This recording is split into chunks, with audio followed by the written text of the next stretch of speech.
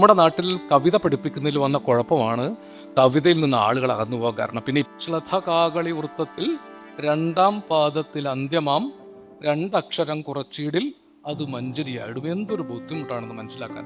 മലയാള കവിതകളിൽ നമ്മളിൽ നിന്ന് അകന്നു പോയി കഴിഞ്ഞ ഈ സമയത്ത് ഒരു കവിയുടെ വളരെ അർത്ഥവത്തെന്ന് തോന്നിയ വാക്കുകളാണ് ഇന്നത്തെ RR ടോക്സിന്റെ വീഡിയോയ്ക്ക് ആധാരം. ഫേസ്ബുക്കിൽ വളരെ യാദൃശ്ചികമായി കണ്ട ഒരു കുഞ്ഞു പ്രശ്നം.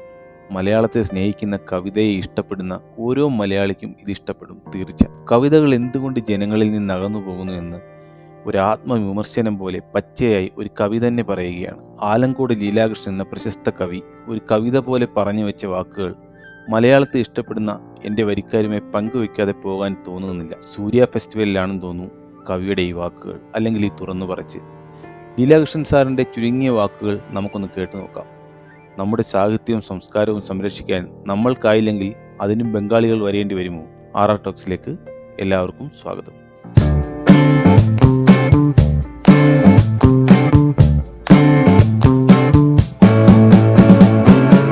വീഡിയോ ഇഷ്ടപ്പെട്ടാൽ ദയവായി ചാനൽ സബ്സ്ക്രൈബ് ചെയ്യാനും വീഡിയോ ലൈക്ക് ചെയ്യാനും കമൻറ്റ് ചെയ്യാനും ഷെയർ ചെയ്യാനും മറക്കരുത്.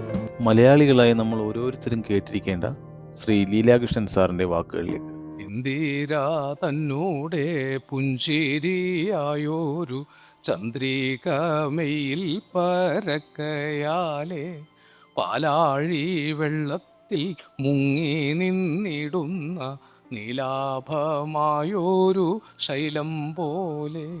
ഇതാണ് ആ കവിത. ഇതിൻ്റെ ഈണം, ഇത് മഞ്ജരി എന്നാണ് ഇതിൻ്റെ പേര്. നമ്മൾ മഞ്ജരി പഠിച്ചിട്ടുണ്ട്, സ്കൂൾ പഠിച്ചിട്ടില്ലേ? ശ്ലഥ കാകളി വൃത്തത്തിൽ രണ്ടാം പാദത്തിൽ അന്ത്യമാം രണ്ടക്ഷരം കുറച്ചിടിൽ അത് മഞ്ജരിയായിടും. എന്തൊരു ബുദ്ധിമുട്ടാണെന്ന് മനസ്സിലാക്കാൻ. ആദ്യം ശ്ലഥകാകളി എന്താണ്, ആദ്യം കാകളി എന്താണെന്ന് അറിയണം, പിന്നെ ശ്ലഥകാകളി എന്താണെന്ന് അറിയണം, പിന്നെ അതിൻ്റെ രണ്ടാം പാദത്തിൽ അന്ത്യമായ രണ്ടക്ഷരം കുറയ്ക്കണം. ഇതിൻ്റെ വല്ല ആവശ്യമുണ്ടോ? രാരീരം രാരീരം രാരീരം രാരീരം രാരീരം രാരീരം രാരീരാരം അത് മഞ്ജരിയായിടും. അമ്മയുടെ താരാട്ട് പാട്ട് കേൾക്കാത്തൊരു മനുഷ്യനുമില്ല. നമ്മുടെ നാട്ടിൽ കവിത പഠിപ്പിക്കുന്നതിൽ വന്ന കുഴപ്പമാണ് കവിതയിൽ നിന്ന് ആളുകൾ അകന്നു പോകാൻ കാരണം. പിന്നെ ഇപ്പോഴത്തെ ഒരു കവിത എന്ന് പറഞ്ഞാൽ ഇപ്പോൾ ഈ താളവും വൃത്തവും ഒന്നും വേണ്ടാത്തൊരു കാലമാണ്. എല്ലാ വളയവും ലംഘിച്ചാണ് കവികൾ എഴുതുന്നത്. മലയാള ഭാഷ അറിയാതെ ചെയ്യാവുന്ന ഒരേ ഒരു പ്രവൃത്തി മലയാളത്തിൽ കവിത എഴുതുകയാണ്. പലചരക്ക് പിടിയിലേക്കും പച്ചക്കറി പിടിയിലേക്കും കൊണ്ടുപോകുന്ന കുറിപ്പ് കടലാസ് മാറി കവറിലിട്ട് അയച്ചാൽ അടുത്തിലക്കം കവിതയായിട്ട് അച്ചടിച്ചു വരും. അതാണ് ഇപ്പോഴത്തെ ഒരു കാലം. തെറ്റിദ്ധരിക്കരുത്, ഞാൻ ആ കവിതയുടെ പക്ഷത്ത് നിൽക്കുന്ന ആളല്ല. നൂറ്റാണ്ടുകളായി സഹസ്രാബ്ദങ്ങളായി താളത്തിലൂടെ പടർന്ന് പകർന്ന് കിട്ടിയ ഒരു മഹിത പൈതൃകമാണ് മനുഷ്യനെ കവിതയോട് അടുപ്പിച്ചത്.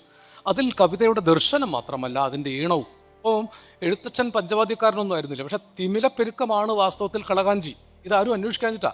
തക്ക തക്കിട തക്കിട തക്ക തക്കിട തക്ക തക്കിട തക്കിട തക്ക തക്കിട തക്ക തക്കിട തിത്തൈ. ഇതാണ് പഞ്ചവാദ്യത്തിലെ തിമിലയുടെ ഒരു പെരുക്കം. ഇത് തന്നെയാണ് വദന്നമപി കരചരണമല്ല ശൗര്യാസ്പദം വാനരന്മാർക്ക് വാൽമേൽ ശൗര്യമ. ഇത് അങ്ങനെ പഠിച്ചു നോക്കിയാൽ ഈ കളകാഞ്ചി വൃത്തം ഉണ്ടാവുന്നത് ഈ വൈത്താരി പെരുക്കത്തിൽ നിന്നാണ്. നമ്മുടെ നാട്ടിലെ കവിതയിൽ, ചമ്പു കവിതയിലൊക്കെ ശ്ലോകവും ഗദ്യവുമാണ്. ഗദ്യപദ്യമിതം കാവ്യം ചമ്പൂരീത്യഭിധീയത എന്നൊക്കെ നമ്മൾ പഠിച്ചിട്ടുണ്ട്. അന്നത്തെ ചമ്പൂല ഗദ്യം നോക്കൂ, ഗദ്യം തന്നെയാണ്. പന്താട്ടത്തറ, സന്ധ്യാമന്ദിരം, ആയുധശാലകൾ, ആയാസപ്പുര, ചന്ദനമന്ദിരം, ഇന്ദുശിലാലയം, ആനപ്പന്തികൾ, ഭോജനശാലകൾ, മാണിക്യത്തറ, മരതകമണ്ഡപം, ഇന്ദ്രമണിക്കെട്ട്, ഇന്ധനഗേഹം, ബന്ധനഗേഹം, കനകക്കെട്ടുകൾ, സഭ്യജനാനാം വിഹരണ മന്ദിരം, അങ്ങനെ പലതുണ്ട് അങ്ങൊരു ഭാഗേ. ഇതൊരു ഗദ്യമാണ്. പക്ഷെ അതൊന്ന് യഥാർത്ഥത്തിൽ ചൊല്ലി നോക്കൂ.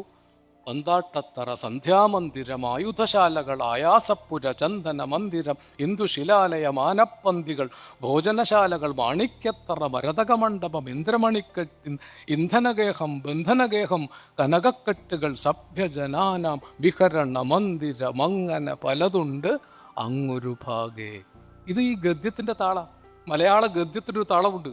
തിരുവനന്തപുരത്തുകാർ പറയുന്നതിൻ്റെ താളമല്ല തൃശ്ശൂരുകാർ പറയുമ്പോൾ, തൃശ്ശൂരുകാർ പറയുന്നതിൻ്റെ താളമല്ല പാലക്കാട്ടുകാർ പറയുമ്പോൾ, പാലക്കാട്ടുകാർ പറയുന്നതിൻ്റെ താളമല്ല കണ്ണൂരുകാർ പറയുമ്പോൾ.